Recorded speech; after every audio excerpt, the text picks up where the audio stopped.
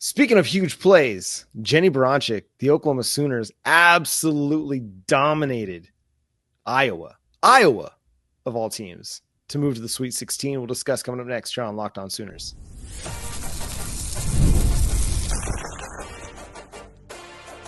You are Locked On Sooners, your daily podcast on the Oklahoma Sooners. Part of the Locked On Podcast Network, your team every day. Thanks again for making Locked On Sooners your first listen every single day. Shout out to all the everydayers out there tuning in. Subscribe to the show wherever you get your podcast. Definitely go check out Locked On College Basketball. They're putting together some great work. Also go check out Locked On Women's Basketball over there, putting together great work for the NCAA tournament action that you're seeing. The Oklahoma Sooners were locked in, got behind a little bit early against the Iowa Hawkeyes, but then went on a 16-1 run and then completely took over the game. What was fascinating in this game, Jay, at one point, Skylar Vann, Reagan Beers, Peyton Verhulst had combined for 6 points, but Oklahoma was still leading by 12, 11, 10. Just a dominant team performance. Yes, that is a dominant team performance. Finishing the game with 6 players in double figures. Can't beat that. 96-62. That's a massive win. And then, Jennie Baranczyk gets to beat, her alma mater, the school that she was hooping at back in the early 2000s, making the magic happen. Don't tell her I said that out loud, though, that it was early 2000s. Shh, don't tell her. But no, on a serious note, she went out there and she was cooking. You could tell that she was pretty focused in that game. And that jacket she was rocking was pretty clean, too, supposedly. Slick. She bought it there in Norman. It was her first time wearing it. You had the custom made. You big time. But she bought she coached her butt off. Mm-hmm. And I just love the fact that now, after they got her first year where they got bounced out in the round of 32, now they're making it to Sweet 16 for the first time. Was it since 2013? It's a long stretch. 12 years? Yeah. Wow. And the way they did it, man, I expected it, or I predicted them to win when I was putting stuff together for Sooners Wire. I picked them to win, but I thought it was going to be a close game. Iowa's been one of the better programs in the country over the last, 5-10 years or something like that, a stretch even before Caitlin Clark, where they were a Sweet 16 team as well. So I expected them to put together a really tough fight. And in the early going, they did, and they kind of kept battling in the first half, but there was a stretch where Oklahoma was up 11 and Iowa maybe cut it to 9. And then when that happened, Oklahoma went on an 11-3 run to push it to 17. And so at halftime, they were up big already. It was 37-30, 27-38. They were up 11 at halftime and then outscored Iowa 30-16 in the third quarter.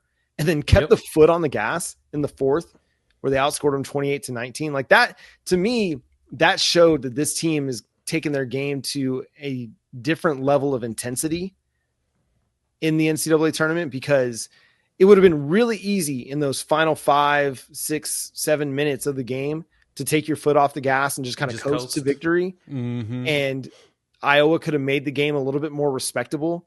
But no, they were out there to make a statement, and they made it, because they were shooting sometimes with 20 seconds left in the shot clock with under 4 minutes to play. They were not draining shot clock. They were just playing their game, this free flowing basketball. And what a statement they made. Again, a dominant 34-point victory over a good Iowa Hawkeyes team. Yeah, they basically went out there and said, no matter what, we're going to make sure that you're dead, and then we're going to go ahead and shoot you again, and then we're going to throw a hammer on you right afterwards, and then we're going to drive a car over you. They're just going to keep going and going, more so because, like you said, they made sure that they didn't let up, because as you get deeper and deeper into the tournament, the most critical component of your game is going to be, can you keep it going and close out these games? And honestly, Oklahoma is starting to show that they kind of have the capabilities. And so if they can move on into the Elite Eight, which would require going through potentially UConn and Page buckets, this could be one of the best runs we've seen in OU since, what was that, the Final Four? What year was that, the Final Four?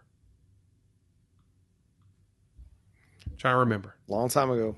It's been a while. It's been so long since either them or the men have gone to the Final Four. Oh, I want to cry, but it's okay. We'll make it. It's been a minute. It's a team. 2010. 2010 was the year. That's what it was. Goodness. And that stretch in the first half where your big three in Beers, Verhulst, and Skylar Vann had only combined for 6 points. You got 13 points out of Sahara Williams all in the first half. You got 9 points out of Zaya Vann in the first half. It really sparked your ability to overcome let's just say inefficiency of your big three early on. And Oklahoma in the first half only shot like 11% from three, but they finished the game shooting well over 30%. What were they? 32% from three. So better shooting in the second half.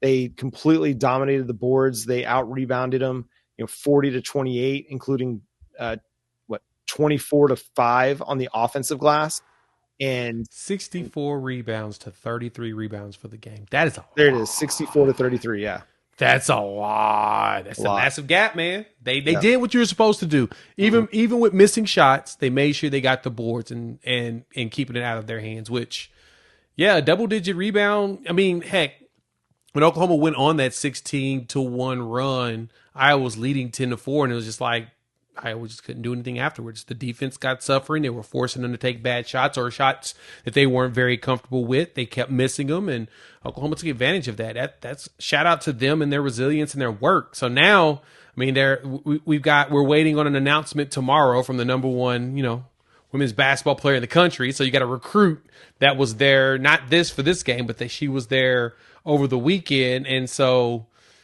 now they're hoping that they can get a little bit more good luck before heading next weekend into the Sweet 16. Yeah, I tell you what, if you wanted to show the number one basketball recruit in the country, Aaliyah Chavez, what you're capable of, they absolutely did that on Monday. Sure did. And again, it was a statement to college basketball. It was a statement to Oklahoma fans, who shout out to them for showing up, over 8,000 in attendance for that game. And it was a message to Aaliyah Chavez too, like, hey, we can do some big things too here at Oklahoma. So that'll be a recruitment that everybody's going to be keeping an eye on. But the portal is open for basketball, so keep an eye on that. There might be some movement already. Luke Northweather and Yaya Keita have entered the transfer portal. We'll see what Oklahoma does in response to that, but you've got some pretty good true freshmen coming in the 2025 class that are going to make this team dynamic as well. So a lot to follow on the basketball front. We'll continue to keep you updated and informed here on Locked On Sooners. So make sure you're tuned in and subscribe to the show wherever you get your podcasts. We're free and available on all podcast platforms and on YouTube. So hit that subscribe button and that notification bell to let you know when new episodes drop. Follow Jay at Unfair Sports. Go check out his channel, Unfair Sports, on YouTube as well. You can follow me at John9Williams, and you can read my work covering the Sooners over at SoonersWire.com. But until next time, he's Jay Smith. I'm John Williams. We'll talk to you then. Boomer Sooner. Oh, they're playing UConn because UConn won. Down with the Huskies.